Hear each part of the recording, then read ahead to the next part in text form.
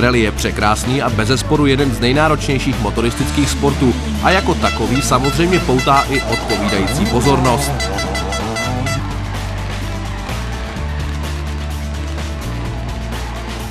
Posádky výkonných a velice rychlých vozů svádějí na rychlostních zkouškách souboj s časem a v touze dosáhnout toho vůbec nejlepšího výsledku pochopitelně jedou na hraně možností.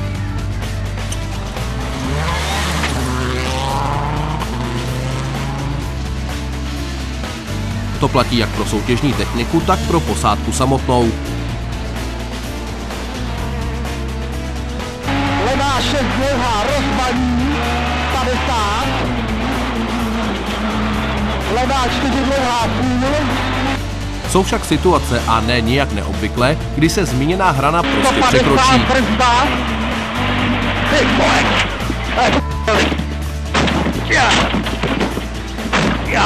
Okay. Je zcela běžné, že pilot soutěžního auta přežene svou snahu, anebo jen jeho vůz postihne nějaký technický problém a v kratičkém okamžiku se dějí naprosto nepředvídatelné věci.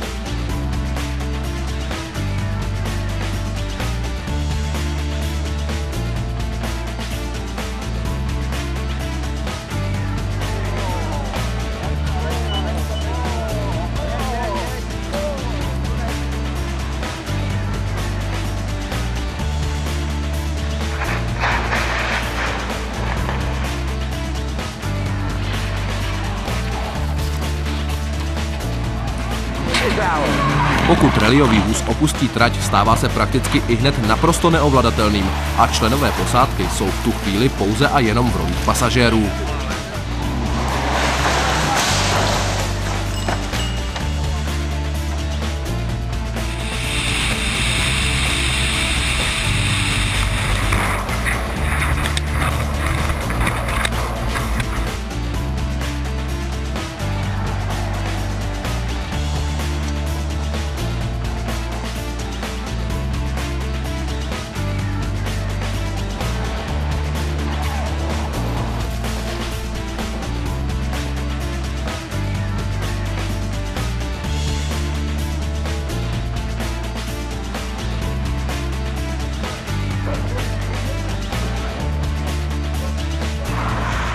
Havárie k rallysportu prostě patří a je na místě jasně říci, že všichni soutěžáci s tímto holým faktem počítají.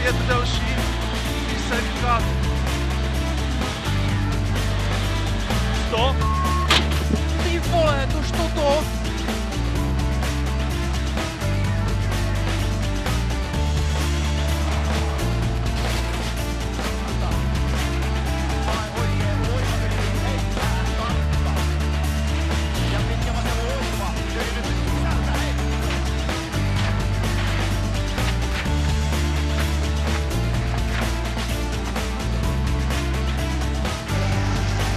Nejen oni však musí možnou nehodu soutěžního auta předpokládat.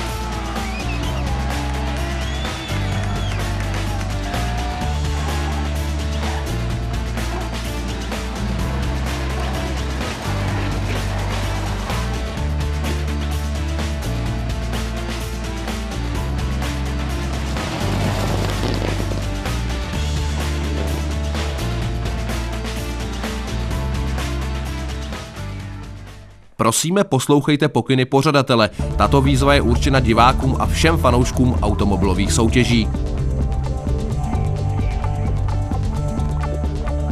V České republice je rally zdaleka nejsledovanější motoristickou disciplínou a rallyoví fanoušci tvoří neodmyslitelnou součást tohoto sportu.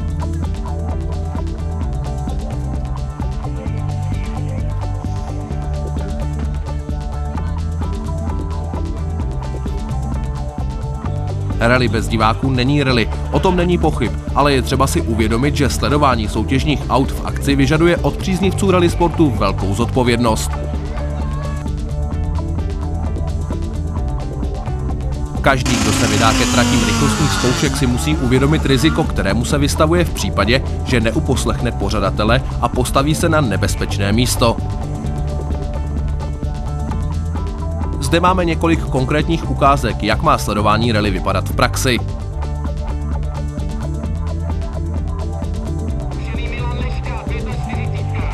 Pořadatel jakékoliv soutěže má zcela detailní bezpečnostní plán každé rychlostní zkoušky, ve kterém jsou vyznačena jak divácká místa, tak naopak veškeré zakázané prostory.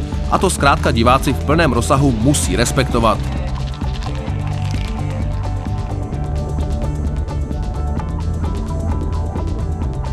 A zde máme další ukázku konkrétního místa na měřeném testu.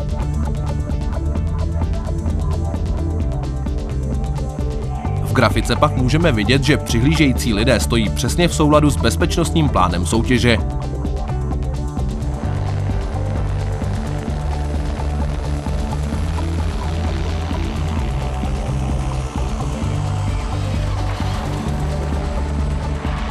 Levou 5 pro brzdi, brzda pravá 3, levá 6. Brzku. No, jedem, dobrý. Rallyová auta jsou v současnosti velice rychlá a do krizové situace se posádka může dostat, dá se říci, v každém okamžiku.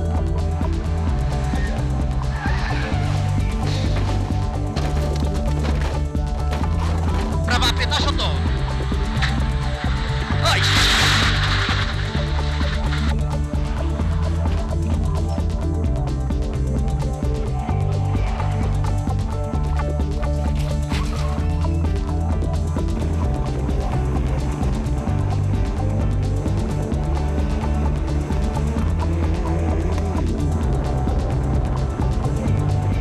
Může tak být přímo životu nebezpečné sledovat závody z míst, která k tomu nejsou určena. Naopak optimálním a nejjednodušším je vyhledat si v programu divácké místo a tady odsud dění na trati pozorovat. Předem vybrané divácké zóny mají své nesporné klady a mezi ně patří například dobrá dostupnost, ale také atmosféra panující na místě z důvodu velkého množství fanoušků a v neposlední řadě samozřejmě bezpečnost při sledování závodů. Pojďme si teď ukázat, kde diváci rozhodně být nesmí.